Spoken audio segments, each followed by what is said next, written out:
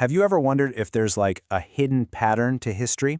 A kind of source code that explains why some civilizations just flare up and then vanish, while others manage to stick around for thousands of years? Well, today we're going to dive into a framework that says there absolutely is, and it all kicks off with a really strange historical mystery. Okay, so get this. Right in the middle of the powerful Islamic Caliphate, there was this small community in a city called Harran that was openly worshipping the sun, the moon, and the planets. I mean, they were full-on pagans, but somehow they survived for centuries. How in the world did they pull that off? The answer, it turns out, unlocks a much bigger story about how all of our societies actually work. So these were the Sabians of Harran. You can think of them as the last holdouts of ancient Mesopotamian star worship, but they mixed it with some pretty sophisticated Greek philosophy. But here's where they got really clever. When they were threatened, they made a brilliant strategic move. They adopted the name Sabians, a group that's actually mentioned in the Quran, and bam, that gave them legal status as a protected community. It was a genius political maneuver that saved their skin.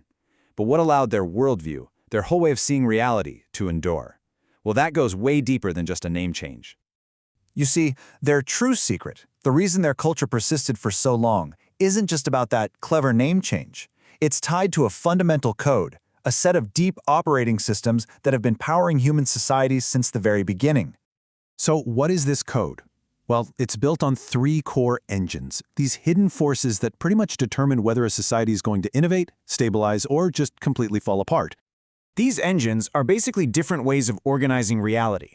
The source material calls them faith types, but, that term applies to secular societies just as much as religious ones. So first up, you've got Vision. That's seeing the profound or the divine directly in the world around you, in nature, in the stars. Then comes concept. That's about understanding reality through abstract ideas, through logic. And finally, there's ethics, realizing that understanding by building social harmony and law.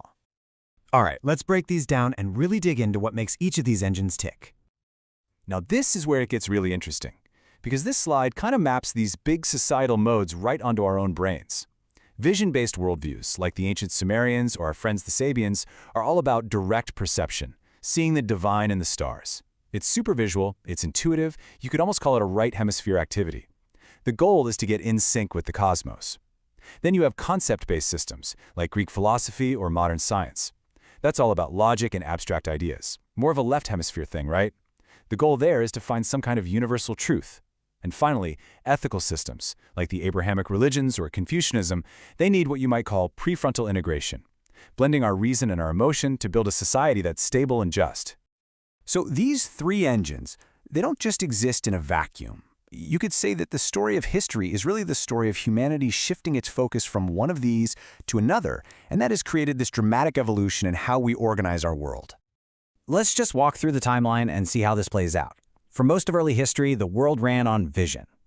Egypt, Mesopotamia, they saw divinity everywhere they looked. But then came the Axial Age, this absolutely revolutionary period where thinkers like Plato and the Hebrew prophets started translating those external visions into internal concepts and ethical laws. This was a total game changer, and it set the stage for the modern world, where ethics, through the major religions, built these incredibly durable societies, and concept, which got a huge boost in the Enlightenment, unleashed the power of science.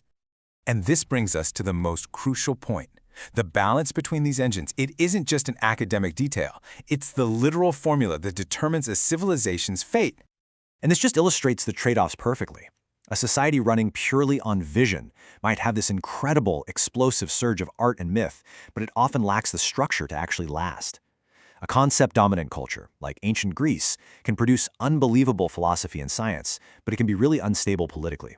It's the ethics-dominant societies that build those long-lasting legal systems and moral orders.